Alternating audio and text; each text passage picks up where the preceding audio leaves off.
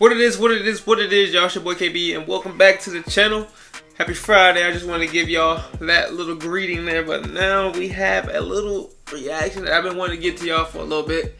I know there in the past, like, what, 2 or 3 months now, we've been talking about Kendrick Lamar and Drake and their beef, and how it's probably one of the most significant beefs of hip-hop history. But now, since the dust has settled, we got to see who really lost this beef. We already have an idea in our heads, but now we have to see what this beef cost hip-hop as a total, and what it costs, you know, these artists involved. Like, has it affected their career in any way, shape, or form? I know y'all got some opinions, so let me know in the comment section what y'all think about it. But let's go and get into this video, bro. If you're new here, like the video, comment, subscribe. Do those 3 things for your boy, because y'all want to see a brother strive, you know what I'm saying, as I want to see y'all do the same.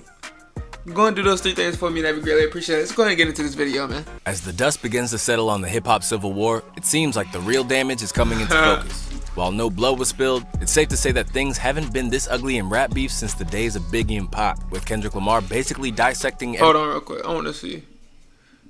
So these are all the artists that were involved against Drake.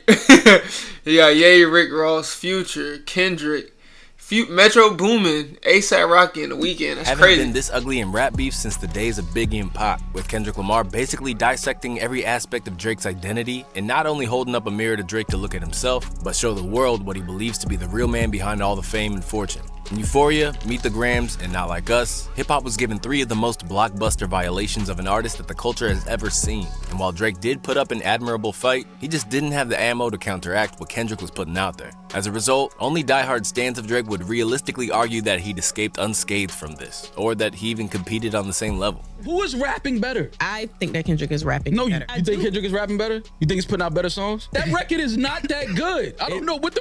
That record would have been amazing if Drake really does have a 11-year-old daughter. He did rap about it. Now y'all saying you mad he rapped about it.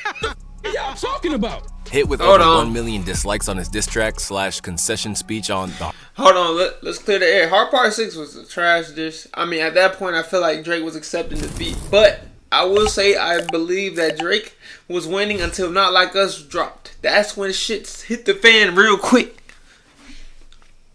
That's what I'm saying. I feel like Drake was winning. That's just how I feel as a person. But at the end of the day, man, Not Like Us was the track that you can't beat Not Like Us. I'm just being honest with y'all, bro. Hard Part 6, the aftermath of Kendrick's assault on his image has basically left Drake stranded on an island where he faces a shift in public opinion on one side and the wrath of his peers on the other. And while this potentially has major ramifications for Drake going forward, it also might be the beginning of a major cultural shift. Let's break it down. For starters, Kendrick's dismantling of Drake's public image has people assessing whether or not he was really ever truly a part of the culture, or simply someone who just exploited it for financial gain. An artist whose music always focuses more on the personal rather than political, and often retelling meaningless stories rather than something of substance, Dot's continued use of the existing narrative that Drake is a culture vulture has people talking about Drake in a whole new light. Alright. Whose main gripe... Okay. When we talk about the culture vulture aspect of it, for one, Drake is a black male. And no, he hasn't, I guess, publicly announced the fact that he was black. In fact, he says that he's Jewish, and the cover art of Take Care was him sitting at a table, and there was some Jewish references. I can't remember exactly what it was. Let me know in the comment section. But, I mean, Drake, his dad is black. He's brung his dad out on multiple occasions, you know what I'm saying? He always showcases his father in that, like, he talks about it in the song. So do I feel like Drake was escaping the black light in that aspect? Hell no, I don't think he was. Now, was he embracing it is the real question. With Drake has always been his refusal to show up for black issues. Ebro explained that Kendrick's exploration of Drake's mixed background wasn't just race baiting, as some people have tried to paint it. Instead, it was used to explore the ways he stands for nothing in a culture that was born of the need to communicate important ideals to the masses. The reason Kendrick doesn't like Drake is beyond just, I don't like you as a person, which he said that too. He doesn't like what Drake represents in hip-hop. He doesn't like that this individual is not authentic, doesn't represent anything of value to black heritage and black culture, isn't in touch with his blackness enough. I think that that is also an important detail because hip-hop, as we know it today, is an extension of the black nationalist movement. It is a tool to share information and educate ourselves when the establishment doesn't do so. And also to make sure that we are represented towards each other and for each other. That's a part of what the hip hop thing is and the basis of it. But it goes deeper than that. Okay. Wix gives you the power of AI to build the website you need. Okay, now Kendrick Lamar's point is making a lot more sense. And I think the interesting part about this is that when Drake initially hit the scene and became popular, we love Drake. We love listening to Drake for his catchy music, his hit making ability. I mean, the man's a popular artist. The music is undeniable. It's fire as hell. But when you ask, does it have substance? It does not have substance. So when you're battling someone like Kendrick Lamar, someone who really puts his career forward, who really progresses, black awareness in his music, of course Kendrick Lamar's gonna question, like, why haven't you done anything to talk about your black side? Why haven't you encouraged black people to do this? Why haven't you spoken on these black issues? And I mean, how do you answer that if you're Drake? Like, why haven't you? You're the biggest artist on this platform right now. Why haven't you spoke out on the things that would relate to the black community? I mean, I think that's a fair and solid question, dog. I think it is. As in the wake of Kendrick's comments, critics are beginning to wonder if Drake only uses his black identity when it stacks the odds in his favor. You being a mixed person, explain to people from your perspective the difference in between how Drake does it in this hip-hop space as opposed to somebody like J. Cole. J. Cole spends his time doing commentary about society and about his community and the places he comes from, which is the issues within our culture. Black heritage part of hip-hop. Yeah. J. Cole is in touch with that and understands the importance of that. One of the issues that I think even the OVO team has had was the Childish Gambino thing when I was up here talking about, yo, bro, don't on This Is America because you don't ever have anything to say, which is once again the indictment of Kendrick. Kendrick is not saying Drake is not black. Kendrick is saying you only act black when it's time for you to use blackness to make money. When it comes to any other black issues or black anything, we don't see you. By using another biracial rapper like J. Cole. That's hard, bro. That is hard, bro. That's crazy. So obviously Drake looks black, so he is black. So therefore him saying black is redundant, or is it?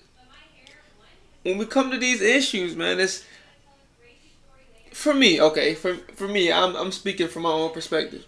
When it comes to speaking about black issues or even just mentioning them, do I do it a lot? Well, I'm a reactor, but when I see wrongdoing, or if I see anything that's outside of what's morally correct, and I feel like it's going against black people, I'm gonna speak on that shit because I have to. I feel like that's a responsibility that I hold within myself as a black man in the community. And basically, Drake, he doesn't have that. He doesn't have that trigger in his mind. And I will say this: I'm not saying that it refers to Drake, but I feel like a lot of artists or a lot of entertainers who are black and don't speak up on these issues, they're afraid of being dethroned from the position that they're in. I say this a lot, bro. I just think it's true. If you don't speak up on how your community is being affected by something that's obviously a wrongdoing or obviously a wrong practice, I mean, why are you not doing? Why are you not speaking up? Why are you not taking side for your people, dog? It just blows my mind. But you can speak on everything else. You could talk about how you drive this type of car due to the rap community, but the rap community is black people who promoting your music. So the last thing you can do is speak on an injustice that happened to black people. It's just something that needs to happen. And you as a black man, that should be easy, right? That's how I feel. Issues or black anything, we don't see you. By using another biracial rapper like J. Cole as an example, in my opinion, Ebro perfectly depicts how Cole takes on the cultural responsibility that Drake has avoided for most of his career. All the while, Drizzy has reaped the rewards of it at every opportunity. Now, it's unfair to say that Drake has never shown up for the black community. After all, at the height of the BLM movement, he donated $100,000 to National Bailout. But there's also a case to be made that this is the bare minimum he could have done when you consider the profit he's made from the culture. Ultimately, the issue with Drake comes down to code switching, and unfortunately, there are plenty of clips from his past as a child actor where he seems to purposefully distance himself from the black culture to integrate into white environments. Just look at this clip where he mocked the Toronto accent, which takes influence from Jamaican, East African, and Middle Eastern diaspora. The guys at our school, instead of addressing people like the group,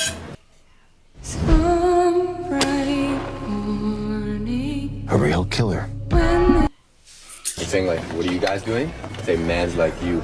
It's really ignorant. Then years on, he repped that same accent, all the while appearing ignorant of its origins. Our accents. I don't know who started talking like that. Yeah. I'd love to meet that guy. I literally want to meet the first Toronto man of all time. I don't know who he is. Fast forward to when Drake decided he wanted to be a rapper, and suddenly his disdain for the Toronto accent was gone. Instead, he was claiming it as a part of his culture. But to make matters worse, Drake is simultaneously facing darker accusations. Years before Kendrick started. Okay, that's weird. See, I understand why Drake was doing that because I felt like in that instance, Drake wasn't around a lot of black people who could relate to the language that Drake was speaking on. Like, for example, you kind of have to code switch when you're around different people.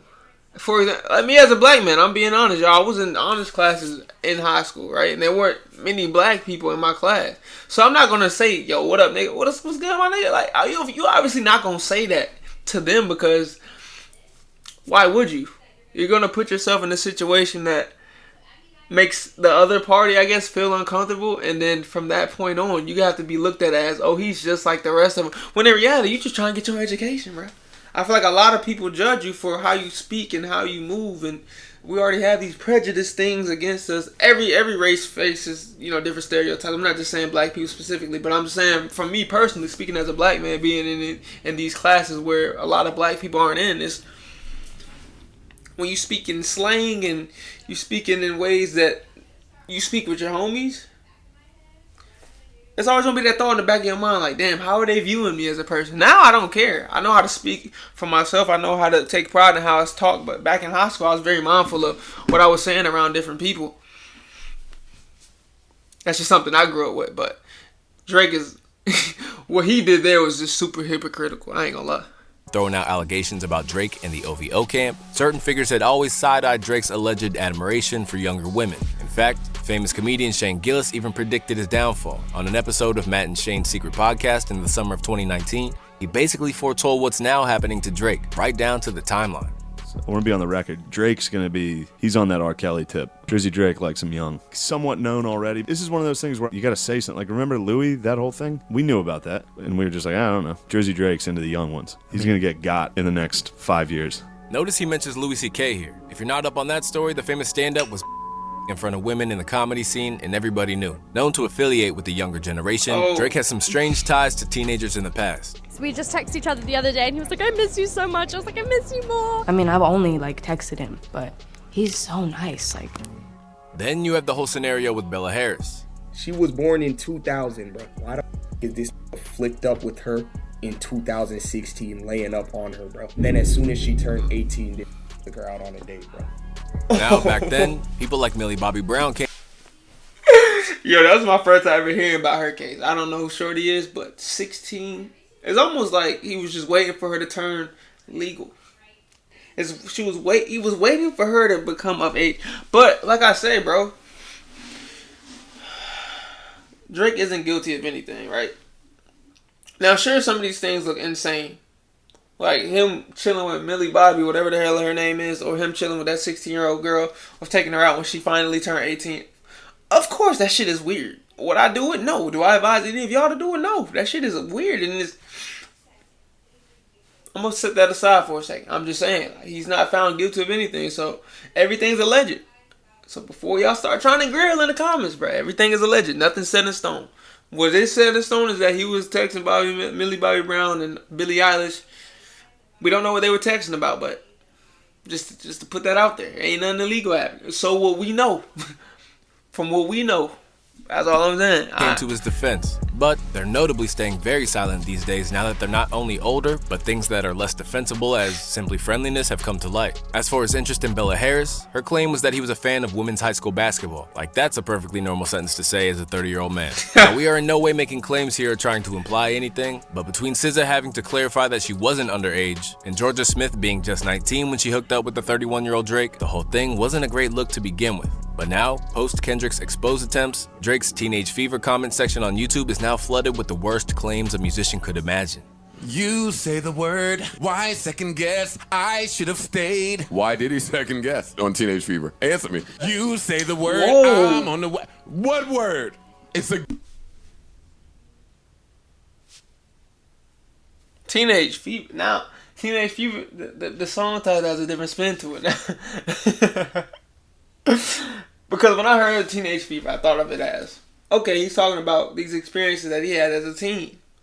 But now that he's getting all these allegations, you got to take it out of that context and put it in another one. You can apply it somewhere because it's okay. But that is crazy, though. That is crazy. Joe Budden might be on to some shit. But everything's alleged, y'all. Go. Y'all gonna look back one day and say, oh, it was right there. An artist who is always focused on the pop charts and therefore the youth, Drake has always fought to retain that fan base in his career by moving with that sound. Now, if you want to be a commercial superstar, that's just good business sense. But from a darker perspective, now revealed by Kendrick's diss tracks, it implies that Drake isn't just cornering that market to stay hot, but to retain access to the younger audience. For one thing, it explained why he now has a 26-year-old in Lil Yachty writing the bulk of Her Loss, why he flew out a fresh-faced Ice Spice when Munch popped off, or why it was rumored that he just recently signed 4 Bats to a one-album deal. For a clearer example, before the days of Not Like Us, it was easy for academics to throw Drake some veil for focusing on a younger demographic. I never even thought about, like, yeah, Drake is singing about a 20-something-year-old. I was just like, that's what music is. Like, if anybody sung about a 40-year-old, with all due respect, I'll be like, what the f-? I think hip-hop is always kind of meant to kind of appeal to that age range. Unless you're going to do, like, some Jay-Z, you're married and you're doing 444. If you're going to be rapping about partying, going out, casually dating, you're going to be rapping about that age range, whether you name drop it or not. But what's telling is that even with Act being such a verifiable Drake stan, he has since acknowledged that Drake now has to move completely different. He's probably gonna have to keep his affairs with women either much more secretive or not be pictured with the chick who just graduated college anymore. Because they're now planting and putting this jacket on him. They usually do, if you're not a, you're a groomer. In his opinion, songs like Teenage Fever will have to be... What? When you get that groomer title, it's so general, but all those general meanings mean the same shit. Like, groomer could literally be...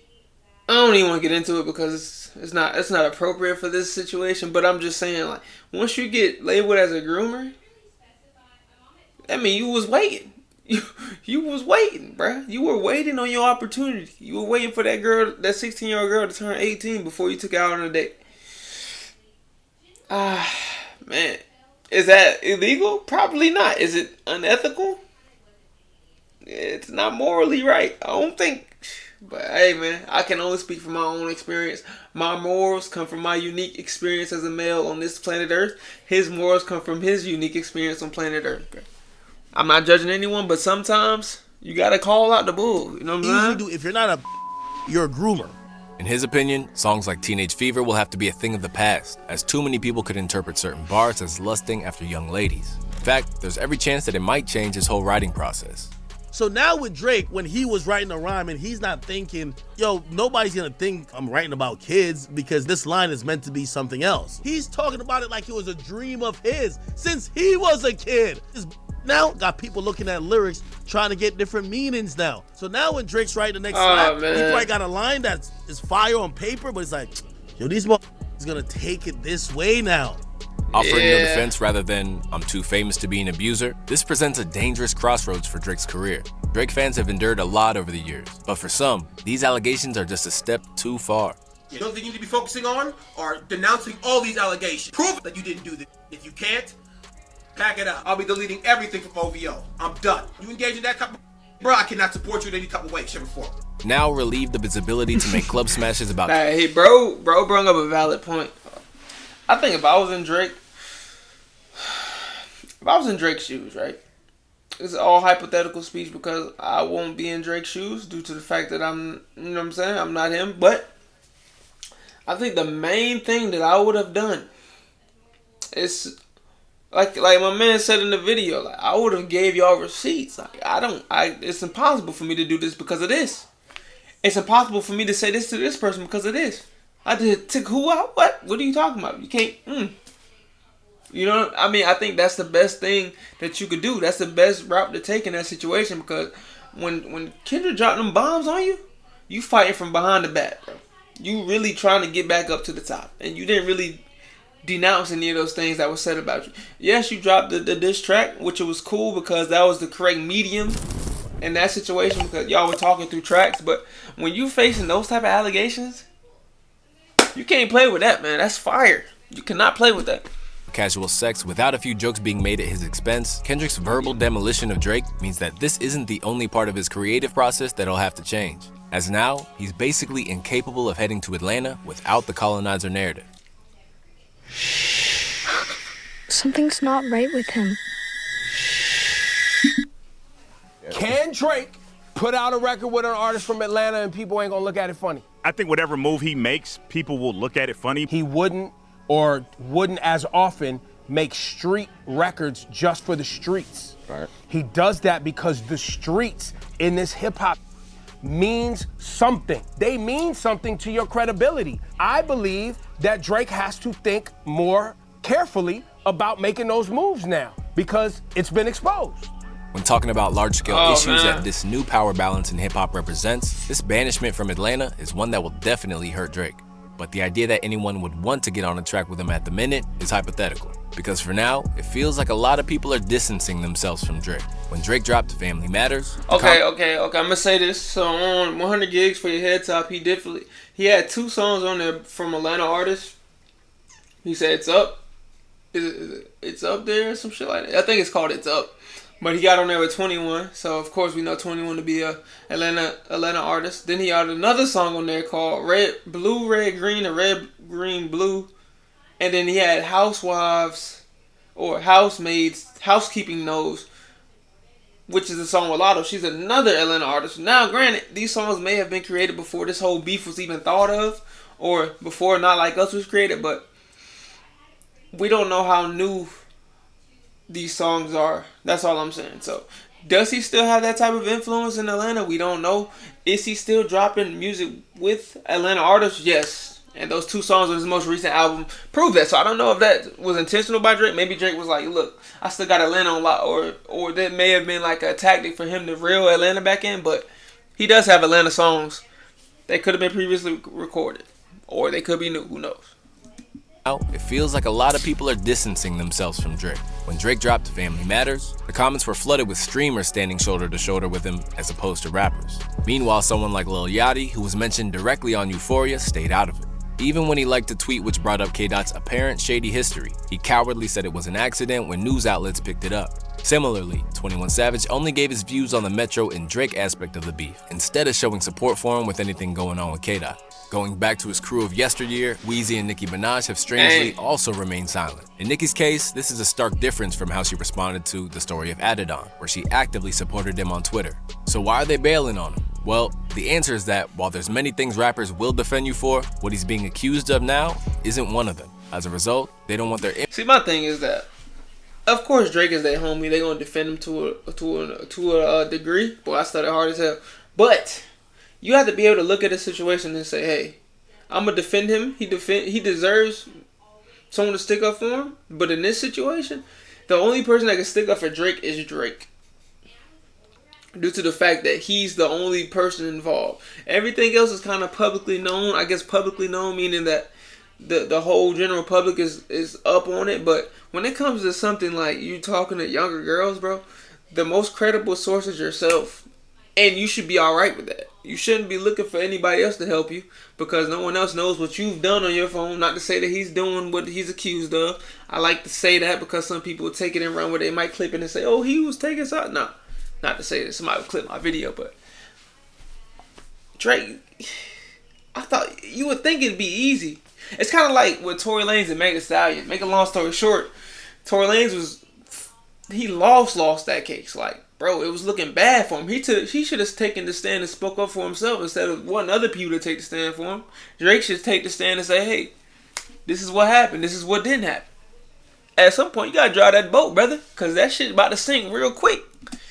Will defend you for what he's being accused of now isn't one of them. As a result, they don't want their image tarnished by associating with him right now. Because from hip-hop heads to high schools, the perception of Drake has shifted. I, up until today, taught at a very Drake-centric high school. Rich Baby Daddy is the most frequently requested song to put on my class playlist. But today, I walk in and I can feel that there has been a tectonic shift. I had like one Drake defender in each class, if that. And honestly, I feel bad for those kids because they were getting screamed at.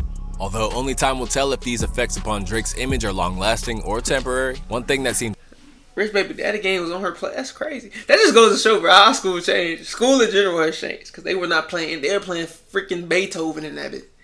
Why are we listening to Beethoven and I'm out here trying to, you know what I'm saying, paint a little, you know what I'm saying, drawing a little picture. You know what I'm saying? What we listening to Beethoven for? It's just, I just had to point it out because it's just funny to see how school has been revolutionized and shit is different, man. Excuse me, I'm burping. I just ate some Alfredo. That shit was good, though. What's evident is that he is likely done with beefing when it's always left him battle-scarred and with a hole in his public image.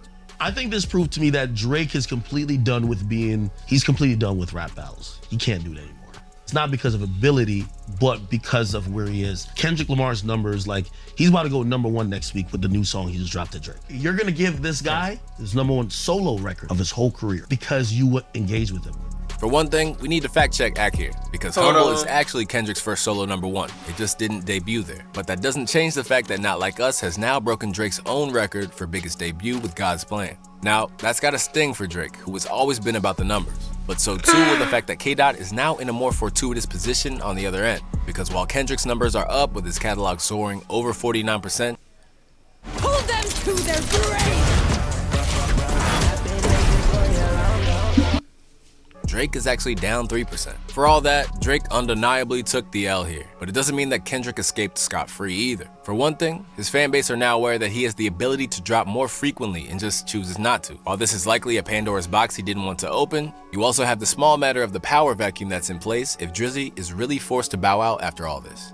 So that's one of the things that I thought about. So at the end of the day, right, we have Kendrick Lamar, we have Drake. The Drake, since the beef, has dropped multiple songs. How many songs has Kendrick dropped since the beef, bro? We've been waiting on Kendrick to drop for some time now, bro. Like, some time now.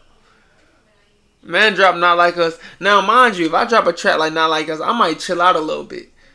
But Kendrick Lamar, I feel like this was Kendrick Lamar's entry back into the game, bro. He should be dropping crazy. Why aren't we getting more Kendrick songs? I could be wrong if there's a Kendrick song that I missed out that he dropped, but since Not Like Us released, bro, let me know in the comment section. That's my bad. I apologize.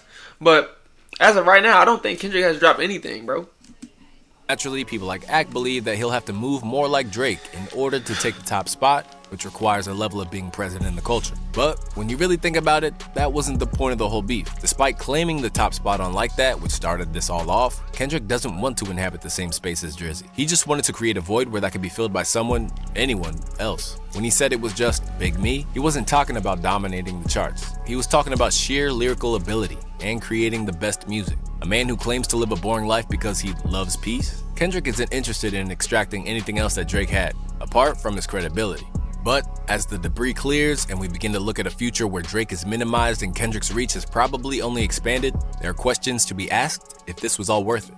Now, if Drake truly is everything Kendrick says he is, then there's no denying that getting rid of him was basically a public service. But there's also collateral damage to what's been said. As Teo Barrow said in her Guardian piece, there is a case to be made that while these two titans of the industry were squaring off, the women who were caught in the middle, whether it was Kendrick's wife or Drake's alleged victims, really lost out from the battle. These men are casually rapping about child and harboring secret children that they've presumably known about for years, but only chose to reveal when they were fighting. And using each other's possible victims as ammunition in a battle that has nothing to do with these women isn't just perverse and morally reprehensible. It reveals the degree to which hip-hop and the music industry as a whole continue to protect terrible men, even while— Whoa. That's gonna open up a fresh can of worms, ain't it? Kendrick Lamar was accused of beating his wife. Drake was accused of sleeping with minors or messing around with having sexual relations with minors, inappropriate relations with minors. So those are the people who take that what is it called? That collateral damage? That's the strays that were shot out during the beef, man. I didn't even think about that. Yeah, Bobby, you had Billy, you had old girl, the 16-year-old that he took out when she turned 18, and then you had Kendrick Lamar's wife. All these women were involved in this beef, but the reasoning behind them being brought up in the beef isn't being talked about. Like, these are real life situations that were only exposed in a brawl, a war. Why aren't we talking about it before? That's a valid question, and I never even thought about it. That just goes to show that we don't pay attention to those types of things, bro. We often overlook it. Okay. All their behavior, or alleged behavior, is an open secret. And although people might feel like it's rich coming from someone with his history, this is also a point made by Charlemagne, who felt that the exposés weren't done for genuine reasons. I don't like seeing these brothers Me Tooing each other over a rap feud. To me, that's corny. Like, if you're gonna call somebody, if you're gonna call someone a woman, you gotta have some real proof. It's for this reason that the Roots Questlove actually thinks that there were no real victors here. When asked his views, Vince Staples believed it detracted from the real issues facing hip-hop and black creatives. In fact, he went as far to suggest that it basically set the culture back years. That record label just folded all of its independent labels and subsidiaries into each other. None of them exist no more. They fired all the heads of the labels, and if they didn't, they turned them into glorified A&Rs. They cut off 50% of the people who work in all these departments. Most of those people is us, people of color that come from hip-hop and R&B and these other things, right? Personally, I think we better than that. I think we deserve better than that, because we've been saying for decades that we want people to respect black music and black art and black people. And I think for that to happen, we got to respect ourselves. And they don't make it easy for us, but we got to try to work a little bit harder at that. From the innocent bystanders and potentially traumatized people who had to live through this again, there are strong cases to be made that maybe Kendrick and Drake's beef did hip-hop more harm than good. Similarly, others claim that this beef saved hip-hop. But what do you think? Man, what do y'all think about the beef? As far as the entertaining aspect, it was super entertaining, and of course we tuned in. I tuned into it. I reacted to every diss track that was dropped during that period of time. But like they say, yeah, I just took my sock off. Don't even worry about it. Do y'all really think that hip hop benefited from these two artists beefing? Two of the most influential rap artists in the world right now. Do y'all think the rap game benefited from it, or did we just sabotage ourselves once again? Because again, at the end of the day, it is black on black crime, brother on brother crime. What do y'all think about it? Let me know in the comment section, bro. Send my reaction, send on the video. It's been 30 minutes. I don't want to drag it out too much longer. If you made it this far into the video, bro, hit that like. For one, I appreciate you for watching it, because you didn't have to do that, but we enjoyed this video together. But yeah, if you're new to the channel, or if you like the video, just hit that like button, just hit the subscribe button if you haven't already. Comment down below what y'all want me to react to next. And until next time, make sure to love yourself and nobody with your peace. And chicken grease. Boop.